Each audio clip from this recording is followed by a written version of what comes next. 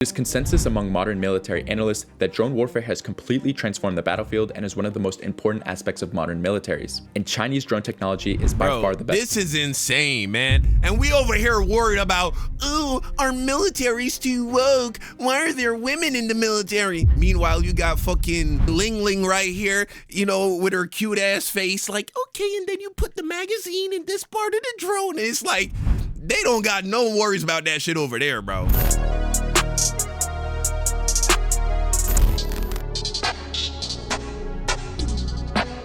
So, like many people, my perception of the American military is that we got the best fucking military in the world. We got some of the most well-trained, competent soldiers, right? You think of the special ops guys, you think of the Navy SEALs. These are some badass motherfuckers. We also got some of the best, the greatest military technology in the world. Honestly, I don't think anybody is better equipped than the American military with my limited knowledge of global military capabilities.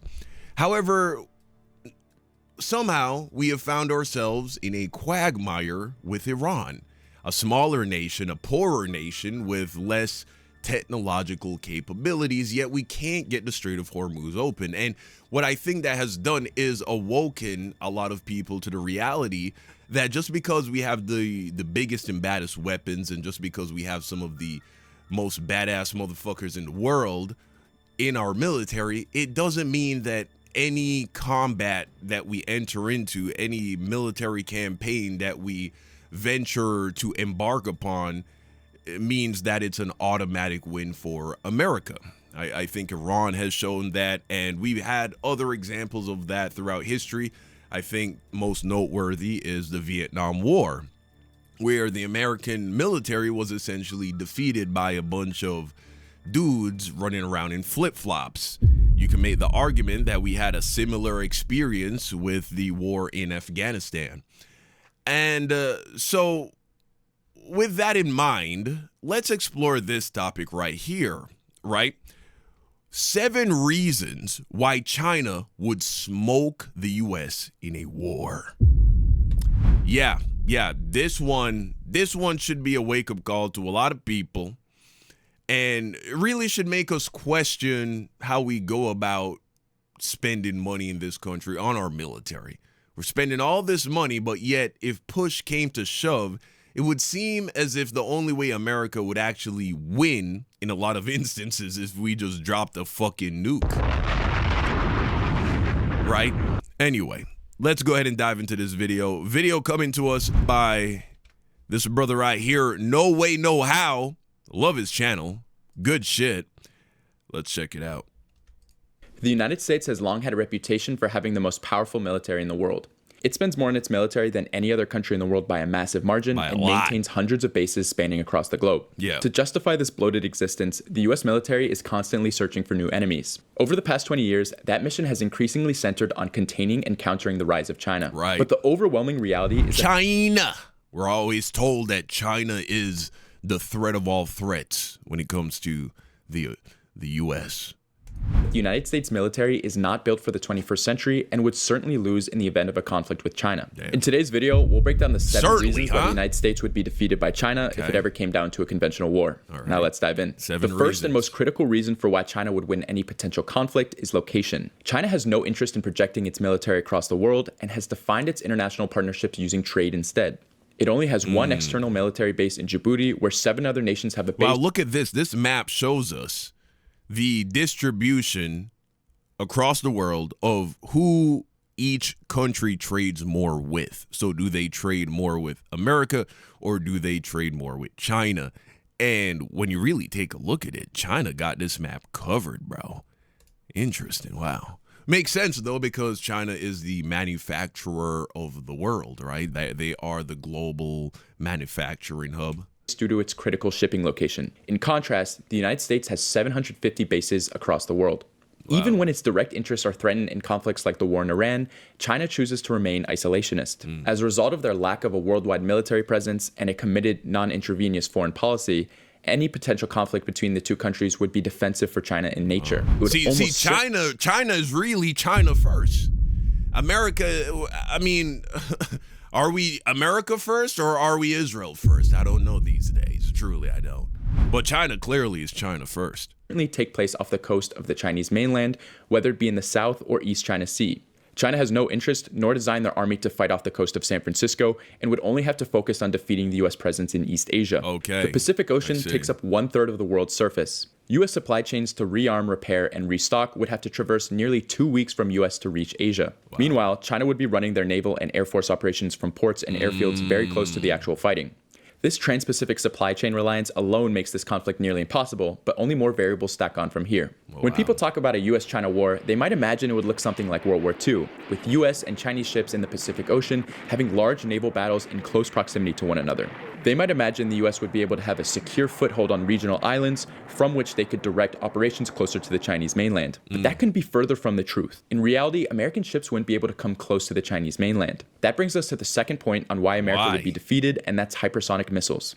Hypersonic missiles are one of the most important weapons of the 21st century.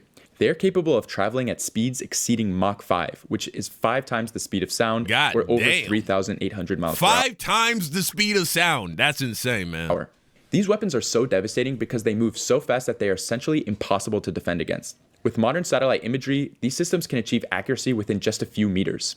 And Chinese missiles also have post-launch maneuverability that allows them to adjust to moving targets. There are also variants specifically designed to destroy naval ships called carrier killers. This means that anything within thousands of miles of the Chinese coast is well within the range of these missiles. Okay. As a result, the US Navy would not be able to come close to the Chinese mainland without effectively guaranteeing the sinking of its ships. Damn, bro. And when you take a look at the fact that it seems like we're not able to even stop fucking drones coming from Iran with 100% effectiveness. That's just a fucking drone. That's just a guy on a fucking, like, with a VR goggles headset on and a RC remote control flying a little fucking drone, bro. That's going not even hundreds of miles an hour. I wouldn't imagine, right? Definitely not over 1,000 miles an hour. And so we got fucking hypersonic missiles. How the fuck we gonna stop that if we can't stop drones? U.S. military power projection is almost completely reliant on aircraft carriers. Like, let's look that up. How fast does a hypersonic missile travel? Oh my God. 5 times the speed of sound, which is approximately 3,800 miles per hour, bro. Let's look at how fast drones fly. Yeah, I think they're using the Shahed drones in Iran. Bro. 150 to 220 miles an hour. Kilometers an hour. It's actually only 93 to 137 miles per hour. Your drones, the drones fly as fast as your car can drive, bro. That's insane. And we can't even stop those. How the fuck we gonna stop a missile going 3,800 miles an hour, bro? Yeah, that's cooked, bro. GG's. That's cooked. We're not stopping that shit. That's instant death, instant, target hit. In a conflict with China, these would be rendered completely obsolete, as they are essentially slow-moving giant targets for hypersonic missiles. With aircraft carriers out of the picture, the United States would have to rely on these bitches, bro. Targets for hypersonic missiles. Bro, look at this shit. Look at these, bro. This shit look crazy, bro. Oh my God. Now imagine this shit coming at you 3,800 miles an hour. With aircraft carriers out of the picture, the United States would have to rely on proxy bases in Japan, Korea, and the Philippines. But these bases would look like the face of the moon within hours of a conflict starting after a massive barrage of hypersonic missiles. They would become completely inoperable, unable to launch any sort of missions within the first day of the war. It would be nearly impossible for the US to assemble any kind of naval or troop presence within hundreds of miles of China because of the threat posed by these missiles. Despite this reality, you can still see US war games about this conflict as if the US still has the ability to maneuver ships close to China like it would have been able to in the past. In reality, the United States would not even be able to show to the fight. Just look at how effective Iran has used hypersonic missiles against the United States. In the Middle East, US carriers have not dared to get even close to the Iranian mainland due to the threat posed by these missiles. Within the first 4 days of the conflict, Iran, using drones and missiles that are far less sophisticated, was able to strike numerous bases across multiple countries in the Middle East with near impunity.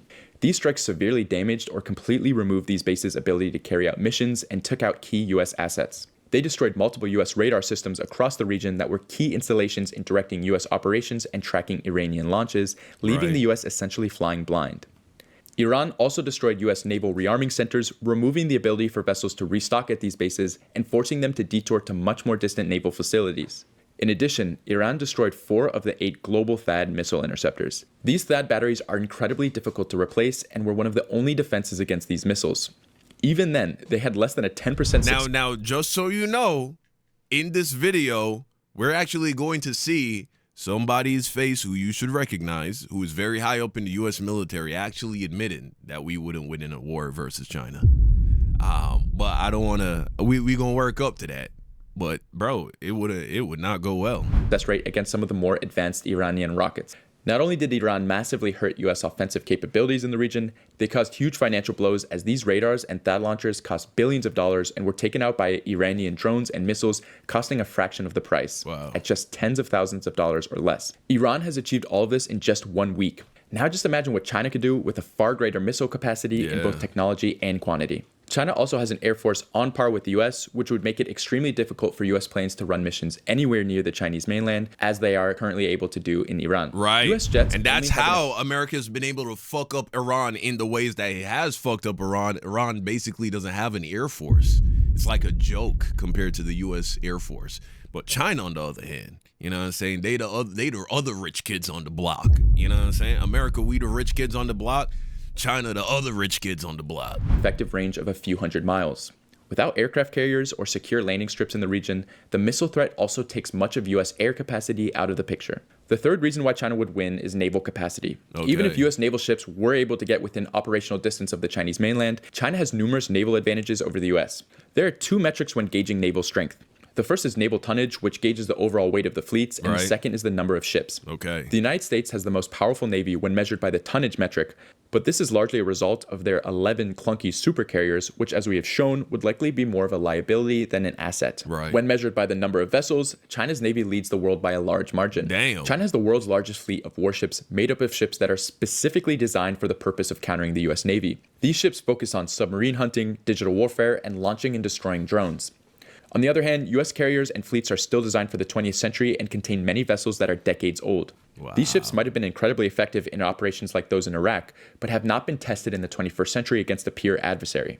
But regardless of firepower, the biggest nail in the coffin of naval hopes is this visual here. Chinese shipbuilding capacity is over 200 times greater than that of the US. The US ability to repair and... God damn, bro. It kind of reminds me of the whole Jake Paul situation. You know what I'm saying? Yeah.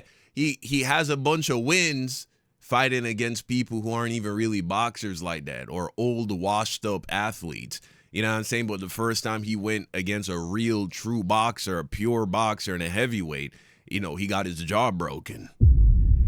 This is kind of giving me the same vibe, bro. Build ships does not even... Who has America actually gone to war with that is even close to America in terms of, you know what I'm saying, like being built like that? Register versus China. The US Navy is lucky to build 3 to 4 ships per year. The Chinese can build 8 to 12 ships per month. This is during peacetime too. During an all-out war scenario, China could significantly ramp up production of ships at a far greater rate. In any conflict, US ships that are damaged would have to limp over the entire Pacific Ocean back to San Diego. Even when getting back to the US simply does not have the capacity to repair or build ships in the needed timeline of a conflict, likely taking months. Meanwhile, Chinese damaged ships would only have to travel a short distance back to port to get repaired. The fourth reason why China would decisively win this conflict is because of China's dominance over drone technology. It is consensus among modern military analysts that drone warfare has completely transformed the battlefield and is one of the most important aspects of modern militaries. And Chinese drone technology is by far the best. This is insane, man. And we over here worried about, oh, our military's too woke. Why are there women in the military? Meanwhile, you got fucking... You know what I'm saying? Ling Ling right here, you know, with her cute ass face, like, okay, and then you put the magazine in this part of the drone. And it's like, they don't got no worries about that shit over there, bro. Their military is stacked with women, and those women are fucking killers, bro.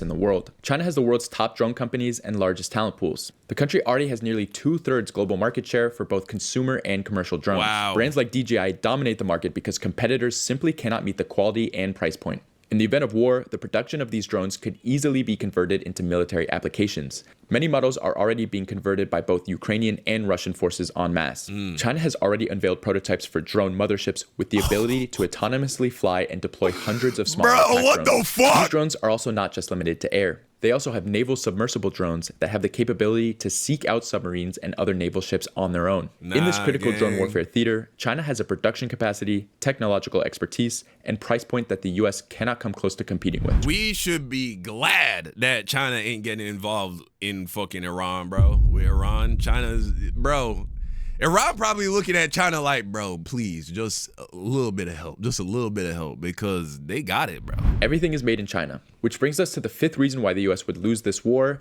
and it's because it cannot come close to competing with Chinese manufacturing capability. This factor is the base of the pyramid for everything already mentioned. Any potential conflict between these two countries would require a full commitment from their societies to win. The United States simply does not have the industrial capacity to win this war. Right. The US private for-profit system could never compete with the Chinese state-led approach. The US is dependent on private weapons contractors to deliver its weapons. It's far more profitable to sell the fanciest, most precision high-tech that takes years of developments and billions of dollars than it is to mass-produce $50,000 drones or shells. As a result, the military-industrial complex in the US is a bloated, corrupt system where nothing is made on time or in the quantities needed. Thanks, capitalism. Thank you. Meanwhile, the Chinese army is much more reactive to the actual needs of the battlefield. If a certain number of drones or missiles is needed, they simply order manufacturers to produce it, regardless of cost or profitability. Even if the US were to direct these companies to produce, the US can't come close to competing with Chinese industrial capacity. China currently represents more than a third of the world's entire manufacturing production, and that number is expected to increase to nearly half of the world's total manufacturing by 2030 at 45%. If the conflict with Iran continues, the United States is expected to fully exhaust crucial missiles such as interceptor rockets as well as Tomahawk missiles in a matter of weeks. This conflict pales in comparison to what a war with China would look like. So is this why Trump keeps saying, oh, you know what I'm saying, we got to wrap this shit up in a few weeks? It ain't even because he's like trying to gaslight us into saying, oh, you know what I'm saying, this isn't going to be a forever war. It's on some like, bro, we don't even got the missiles, bro. We don't even got the weapons. Like, we're running out. No, like we got to wrap this shit up soon, which is why a lot of people are starting to voice concerns that a nuclear war might be imminent, guys. They're talking about this. You got officials resigning from their positions. They work for the UN, and they're trying to be whistleblowers, or they are whistleblowers. They're resigning and are warning, saying, look, it would appear as if nuclear war is a very likely outcome when it comes to America and Israel trying to end this war. And demands for arms would be magnitudes greater. According to military experts from the United States, the US military would run out of missiles needed for a war with China within a week. They'd have to magically replenish them across the entire Pacific Ocean from non-existent factories run by companies who have no capability or incentive to produce them.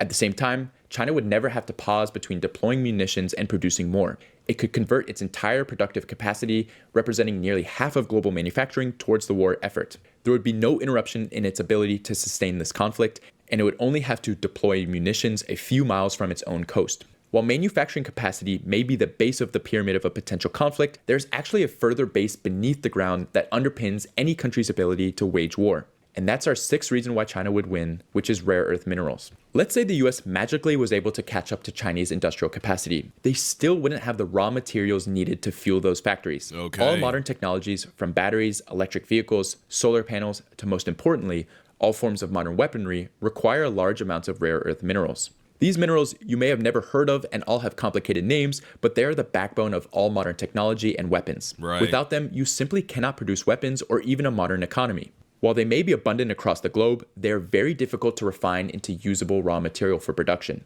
It's a long and environmentally destructive process that the US was happy to ship to China when the country wasn't viewed by the US as a threat. Now, however, China holds a near monopoly on both rare earth mineral extraction and mining. The most critical elements like gallium and tungsten, which are critical for US contractors to produce high-tech radars and weapons, are almost entirely controlled by China. Due to the US declaring a trade war on China and waging constant warfare around the globe, China has restricted companies from trading rare earth minerals with US companies, using them to make weapons. Oh, hell no. So China is big broing us?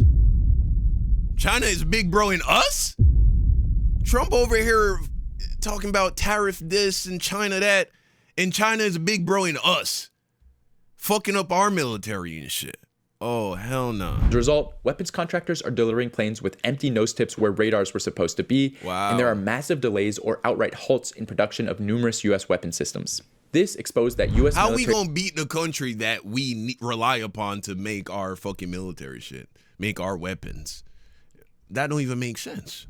Supply chains are almost completely reliant on access to Chinese rare earth minerals at some point in their production, causing massive panic at the Pentagon. The crucial thing is that extracting and refining these materials in the West isn't something that can happen in a couple of months or even years. Many experts who are familiar with the industry believe that it could be well over a decade for the US to create supply chains for these resources. Western countries take years to even get the environmental permits to create mining operations. Even if extraction facilities and factories are built, they still don't have the expertise or people qualified to refine them. Wow. And would take a massive investment in colleges and training programs to create them. America investing in education? Good luck with that. Nah, we fucking cutting that shit so that we can give billionaires more tax cuts. Yeah. Because, trickle-down economics. We all still waiting on that trickle to hit, but it's coming, apparently. It's been coming since Reagan, apparently. It ain't hit yet, but any day now, I suppose. Time you met a metallurgical engineering, extractive metallurgy, or mineral processing engineering major in the West. Never heard of it. Probably not often. Meanwhile, China has a massive talent pool and numerous university programs across the country dedicated to these specialties. Wow. For the foreseeable future, the US could never sustain a conflict with China. Man, it's almost like if you invest in the people of your nation and actually put your nation first, it's almost as if there's like a return on that investment. And it makes the nation stronger. Nah, we should just keep giving billionaires tax cuts and wait on that trickle to hit. Because when that trickle hit, it's gonna hit. You know what I'm saying? Just because they don't have the manufacturing capacity, but they lack the critical rare earth materials to fuel them, even if they did. The seventh and final major reason why China would decisively win this conflict is that the Chinese would have an infinitely larger will to fight this war than America. I'm going to show you two clips right now. I want you to tell me which group you believe is going to fight this to the last person and die for their country. Scott, why'd you join the army? For my country. Hey Okolski, why'd you join the army?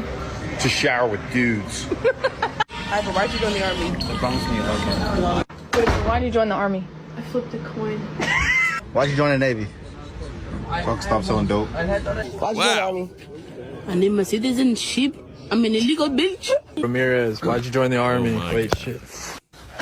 I was in Home Depot working, but... So why'd you join the army? Curiosity. That's it. Hey, why'd you join the army? I don't know, man. I thought that was a good idea at the time. God damn. Join the Marine Corps. My high school teacher said I could.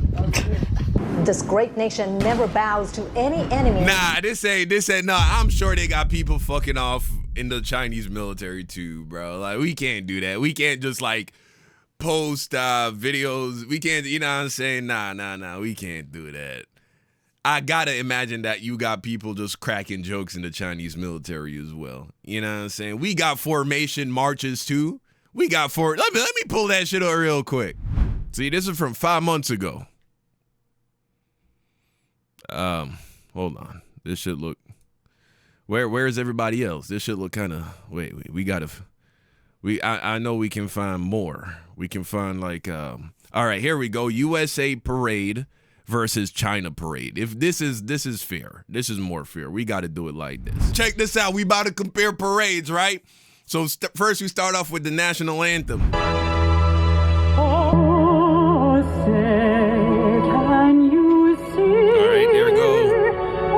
The president, yeah, and Pete Hegseth, right? The fucking Secretary of War. Damn,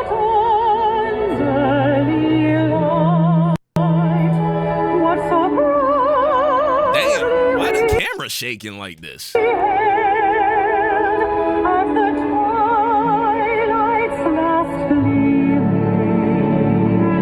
this nigga tie so long? This is crazy work. This tie is extra long, overly long.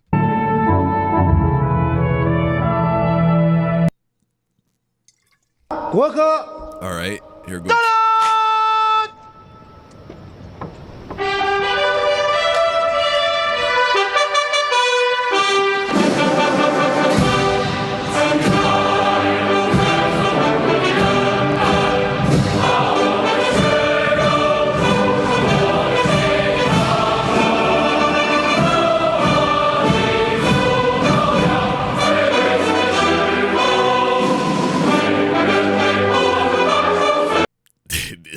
Shit looks serious as fuck, bro. Yo,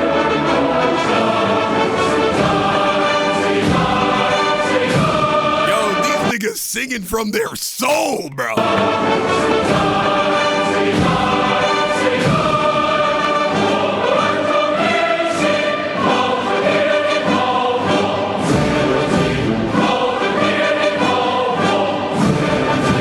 So in America, we get one chick and she sings. In China, everybody's singing. That carry a little different. That got a lot more energy. I can't lie. Look at these dudes, man, with the swords and shit and the bayonets.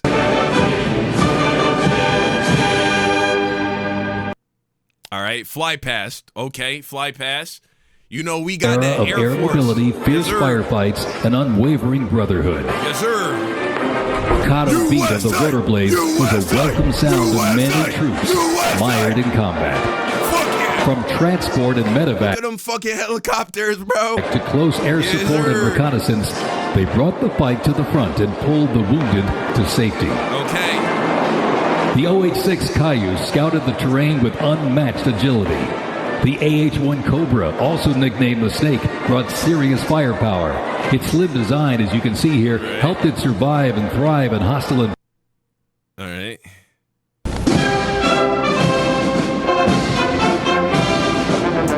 Bro, why the flags got so much aura, bro? These niggas got so much aura with the flag work. Okay.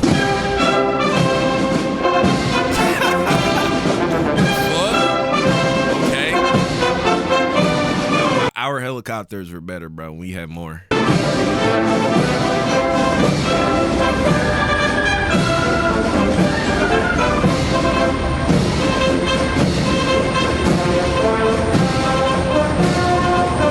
Okay, so they got a few more helicopters. Like I thought it was just a 3, but they got like 4 more. All right, so they got about like the same amount.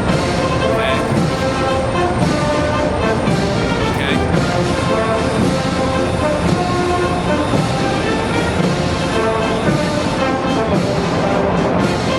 They got the flags too.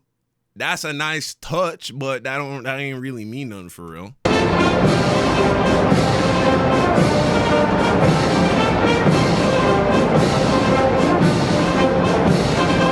Okay, they got the hammer and the sickle.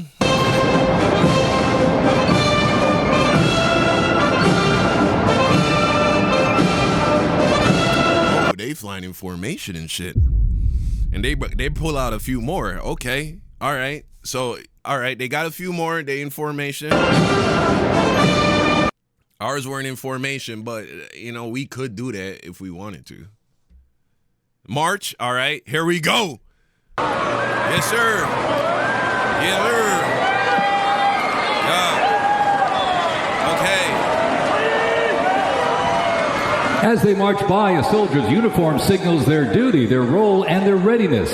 And by the late 1850s, official regulations outlined distinct looks shaping the Army. They kind of letting the fitness standards fall off a little bit. You know what I'm saying? Like, this nigga, they got some pudgy niggas up front. But okay. All right. Okay, we in the full camo, right? You know, okay, it would be nice if they had the like tuck teen look. That shit look a little bit more clean. You know what I'm saying? Shout out to my ROTC niggas from high school. You know what I'm saying? But okay. Identity and function across the force. Soldiers were issued 2 coats. One, a short sack coat for work and battle with brass buttons and colored trim that marked their rank. Right. Well, by war's end, that rugged sack coat became the soldier's uniform of choice. The 101st Airborne Division, based out of Fort Campbell. Bro, what's going on? Kentucky. Like, look at why this nigga arm swinging like this? Like, he don't look too confident with his walk, you know? 101st Airborne Division, based out of Fort Campbell, Kentucky. They're not really in unison either. Like, it kind of they not really like lining up, harmonizing. They just like, did they just sign up for this shit? Traces its lineage back to 1918 when it first established as the 101st Division, known for their ability to rapidly deploy across the world. What the fuck is this? Nigga, why your shit so long? They don't got like a dress code? They don't got standards? They got standards. The unit has held a crucial role in operation since its inception. From parachuting behind enemy lines on D-Day to leading helicopter assaults in Vietnam, the 101st redefined modern warfare. In the 50s, the Screaming Eagles stood tall at home, protecting... Also, not a lot. Not a lot. Like, this is supposed to be a military march, right? Celebrating 250 years, America's 250th year anniversary, right? You would think they would pull out, you know what I'm saying, a nice...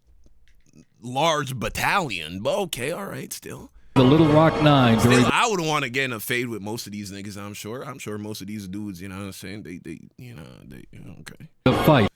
All right, here goes China.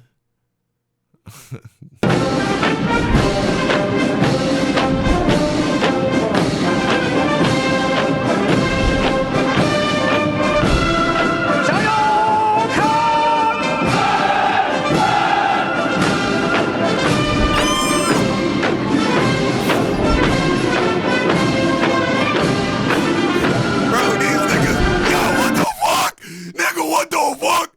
These niggas moving like machines, bro.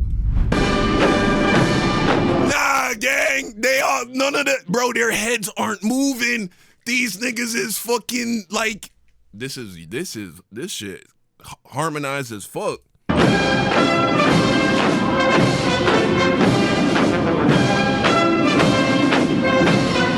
Yikes, not a double chin in sight either. Ooh. All of these niggas looks maxing and shit.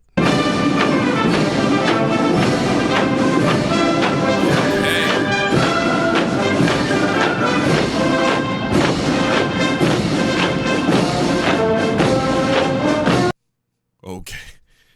They got, all right. Okay. But let's, tanks, we gotta get the, bro, now we talking about the weaponry. You know what I'm saying? $1 trillion a year. Nobody spends more money on their military than us, bro. So our tank, this is where we about to, you know what I'm saying? This is where we about to show them what's up.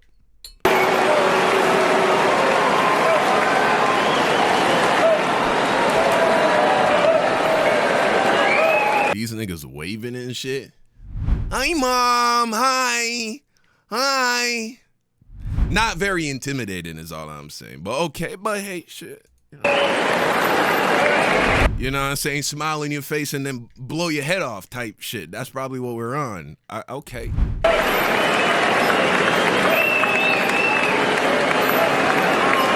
Requiring ongoing maintenance in the field and on base because nothing happens until something moves. Wheeled vehicle mechanics supervise and perform maintenance, repair, and recovery operations on vehicles that serve the Army in a variety of mission-critical roles. Included in the array of mobile artillery such as Paladins.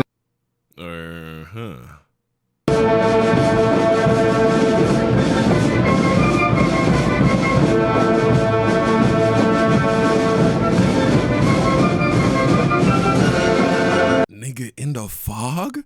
Why they got so much aura, bro? What the flags? The fog? Nigga, why they got so much aura? You would swear if you had to compare the two side by side and you ask me which one of these militaries you think is like engaged in global conquest with bases all over the world, engaging in all kinds of wars with other sovereign states, which one of these look like the fucking niggas that is ready to go like take over another person's country?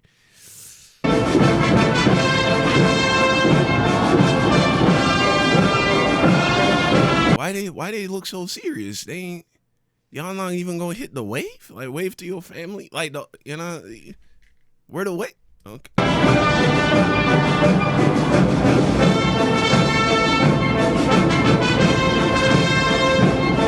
Is that they got trumpets. They got brass. What was we playing again? What was we playing? For maintenance, repair, and recovery operations on vehicles that serve the Army in a variety. Okay. We got niggas over here on the fucking electric guitar. I thought it was hooked up to somebody's like Bluetooth speakers and shit. You know what I'm saying? Somebody had the JBL speaker out, but okay, at least they were there live. You know what I'm saying? Electric guitars. cool, but you know that trumpet that we played in the Marines ads that run on the TV?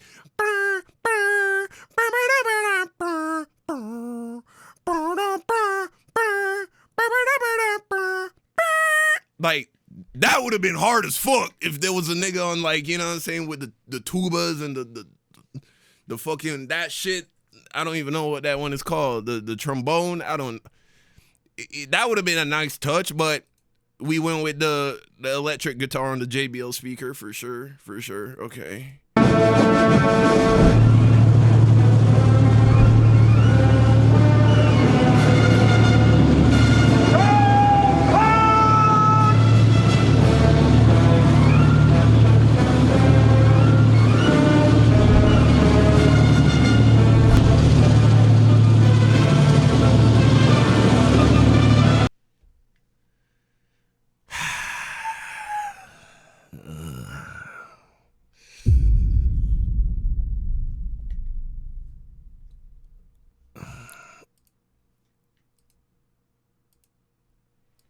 Or any force. Those who dare to invade us are doomed to crash into the Iron Great Wall with bloodshed.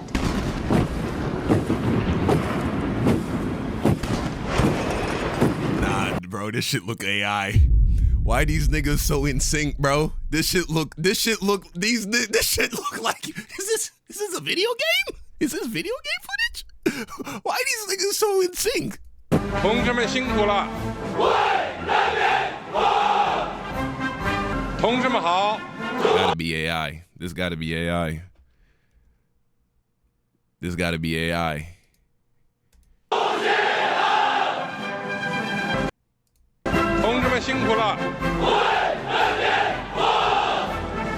To which the soldiers reply, "We serve the people." And there go the women. We didn't even have women in our march.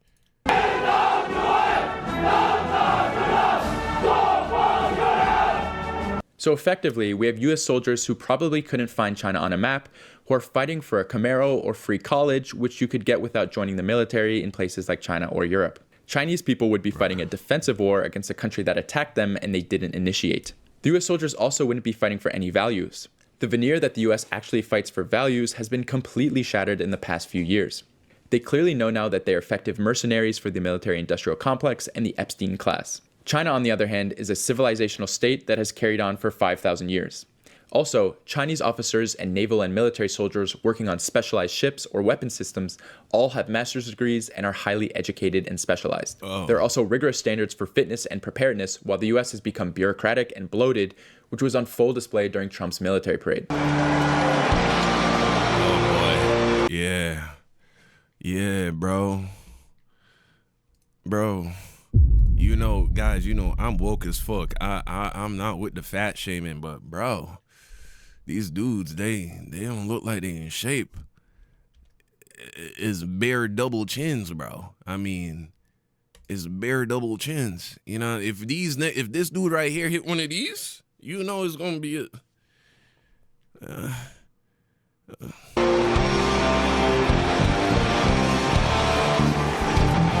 Special thanks to our sponsor, Lockheed Martin.